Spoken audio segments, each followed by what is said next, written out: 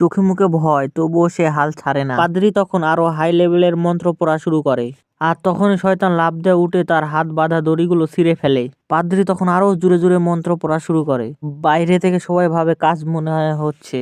এদিকে পাদ্রী দেখে যে শয়তানটি জামার বোতাম খুলছে। শয়তানটি পাদ্রীকে বলে, পাদ্রী আসো, মজা করি, তোমার না অনেক শখ। পাদ্রী তখন এসব দেখে অন্যদিকে মুখ ফিরায়। শয়তান মেয়েটিকে খারাপ ভাবে কন্ট্রোল করতে লাগে, মানে এসব এই মেয়ে করছে না, এসব করছে হলো এর ভিতরে যে শয়তান ঢুকেছে, সেই শয়তান এসব করছে। তারপরে পাদ্রী আবার মন্ত্র পড়া শুরু করে। তখন শয়তানটি রেগে চিল্লায় ওঠে। পাদ্রী মন্ত্র পড়তেই থাকে, কিন্তু শয়তানের কিছু হয় না। শয়তান পাদ্রীর সামনে আকাম কুকাম শুরু করে দেয়। তারপর যখন ক্লান্ত হয়ে বিছানায় শুয়ে পড়ে, তখন পাদ্রী মেয়েটির কাছে যায় দেখতে যে বেঁচে আছে না মরে গেছে। সে যখন মেয়েটির হাত ধরে দেখে, তখন শয়তানটি পাদ্রীর হাতের উপরে হাত রাখে, তারপর তার হাতটি টেনে তার প্রাইভেট জায়গায় নিয়ে যায়। তারপর শয়তানটি পাদ্রীকে অপবিত্র করে শয়তানটি পাদ্রীর ভিতরে ঢুকে যায়।